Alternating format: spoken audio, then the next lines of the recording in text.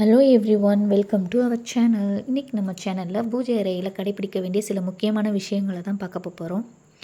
First thing என்னென்னு பார்த்தீங்கன்னா, வாசம் மிகுந்த பூக்களை தான் நம்ம பூஜைக்கு யூஸ் பண்ணணும். கதம்ப மாலைகள் யூஸ் பண்ணிக்கிறலாம். பச்சிலை வச்சு கட்டினதையும் துளசிகள் வச்சு கட்டினதையும் நம்ம பூஜை அறைகளில் யூஸ் பண்ணிக்கிறலாம். வாசம் இல்லாத பூக்களை கண்டிப்பாக பூஜை அறைகளில் யூஸ் பண்ணக்கூடாது. இரண்டாவது விஷயம், தண்ணீர் இல்லாமல் நம்ம பூஜை வேலைகள் எந்த ஒரு வேலையையும் நம்ம செய்யக்கூடாது. நான் பித்தளை பாத்திரத்தில் தண்ணீர் முழுக்க அதில் பச்சை கற்பூரம் சேர்த்து பூஜை அறையில் யூஸ் பண்ணிகிட்ருக்கேன். மூன்றாவது விஷயம் என்னன்னு பார்த்தீங்கன்னா, நம்ம ஏற்றக்கூடிய விளக்குகளில் கண்டிப்பாக வெண்ணிற பூக்கள், மல்லிகைப்பூ, பிச்சி இந்த மாதிரி வாசம் மிகுந்த பூக்களை நம்ம யூஸ் பண்ணும்போது தெய்வீக சக்தி நிறைஞ்சிருக்கும் நம்ம பூஜை அறை.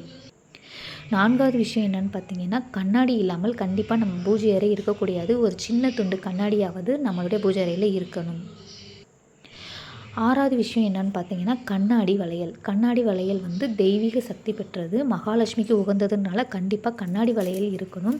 இது வளகாப்பு வீடுகள், கோயில்களில் கொடுக்கக்கூடியதை நான் கட்டி என்னுடைய பூஜை அறையில் வச்சுருக்கிறேன். ஏழாவது விஷயம் என்னன்னு பார்த்தீங்கன்னா, கல்லுப்பு கண்டிப்பாக இருக்கணும். அது ஒரு சின்ன கிண்ணத்துலேயும் சரி, பவுல்லையும் சரி வச்சு அது மேலே 4-5 மிளகு போட்டு வைக்கணும். மகாலட்சுமி வாசம் செய்கிற இடம்னால இது கண்டிப்பாக உங்கள் பூஜை அறையில் இருக்கணும். அதுவும் இல்லாமல் இது தீய சக்திகளை விரட்டக்கூடியது, கண் திருஷ்டி இதுகளாம் அகற்றக்கூடியது.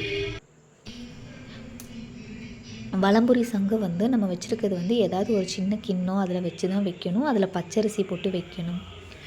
நெய்வேத்தியம் இல்லாமல் நம்மளுடைய பூஜை நிறைவு பெறாது. அதனால் சின்ன நெய்வேத்தியம் எதுனாலும் ஒன்றுமே இல்லாட்டி ஒரு சிறிய இனிப்பு துண்டு இருந்தால் கூட அதை வச்சு உங்களுடைய பூஜையை நீங்கள் நிறைவு செய்யலாம்.